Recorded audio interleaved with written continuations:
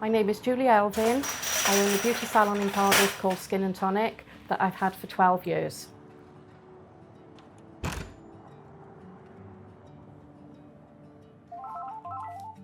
Good morning, Skin and Tonic. Oh, my mum always knew that I was going to do something with beauty because from the age of about 8, I was always cutting her nails, putting makeup on her, etc., etc. Originally, I wanted to be a makeup artist.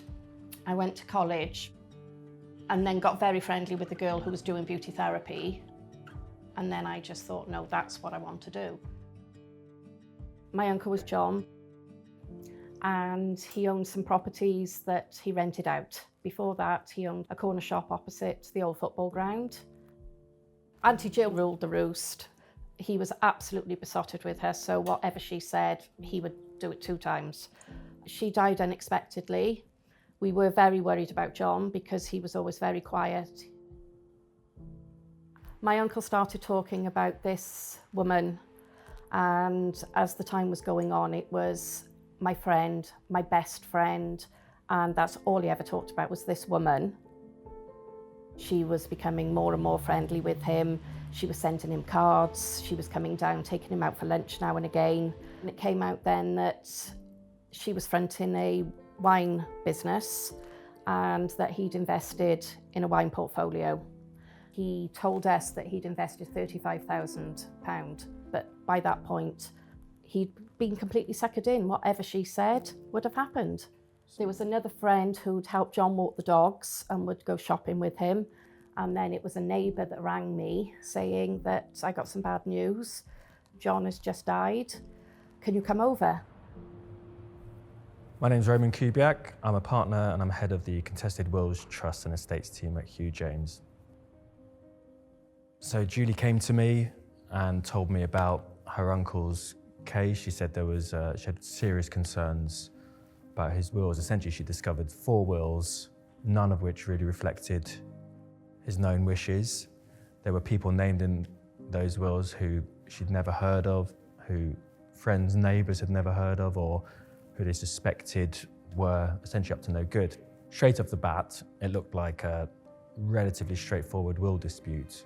The complicating factor here was that rather than 1 will, we had 4 wills. We looked at the different legal options, and it was immediately clear to me that actually what we were dealing with here was something a bit more than just a will dispute. Every story is different. You know, every client that comes to me with a case, they've all got different issues, but in terms of legal aspects, they're broadly the same. Here, we had a case of an elderly, vulnerable gentleman. Someone had come into his life, and over the course of a very short space of time, they'd essentially started to unduly influence him.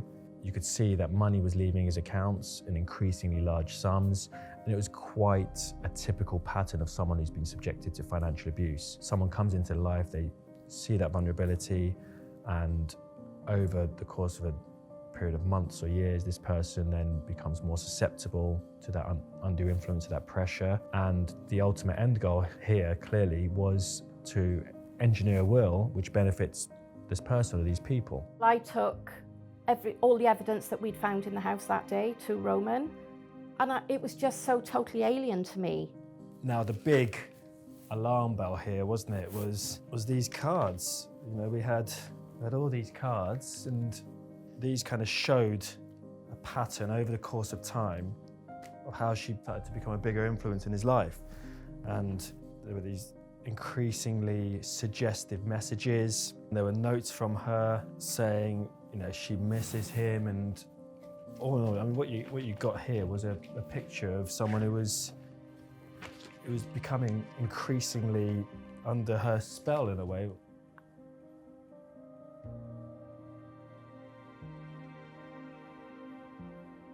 So one of the most notable references we found in the medical records was that one of the consultants who was looking after John and reviewing him noted that he was infatuated with this wine investment manager.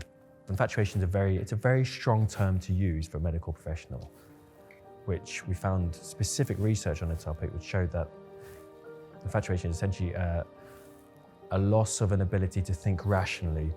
And because of that, we were able to show that that infatuation blinded John's views and essentially brought about a series of emotions and actions which then led to him feeling compelled to make these wills in the terms in which he did, namely to benefit this woman who actually for most of the time he knew her, he didn't even know her real name. He knew her by her pseudonym. That was really key to unlocking a lot of it.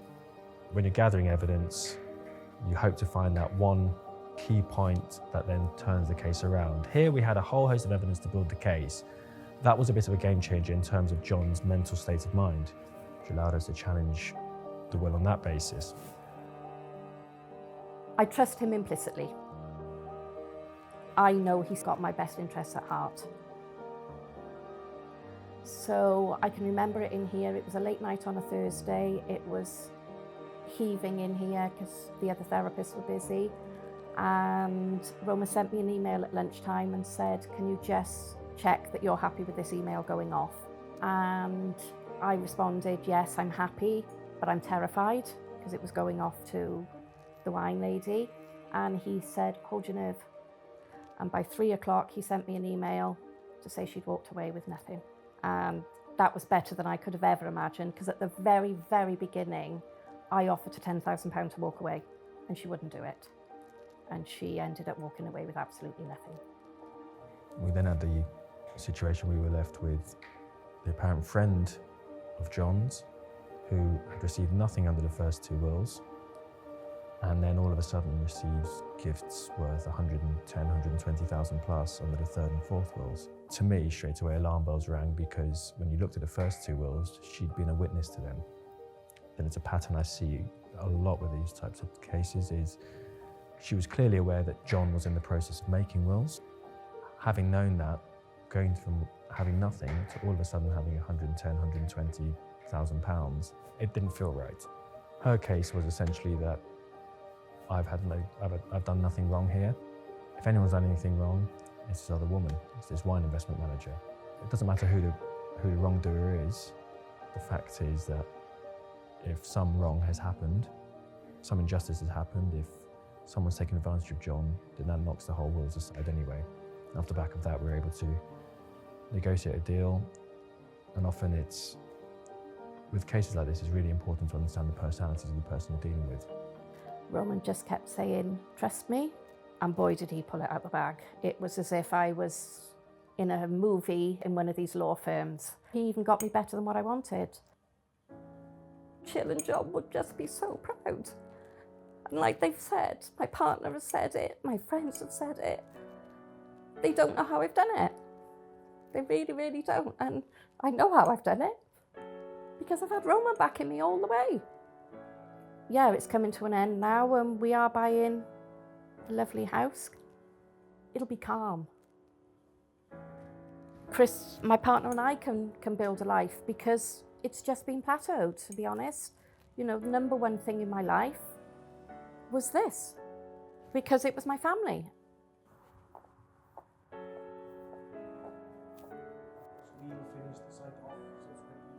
It's hard. You do need to be strong. But if I had Hugh James and especially Roman behind me, I'd do it all again. Without a doubt. There is no question about any of it.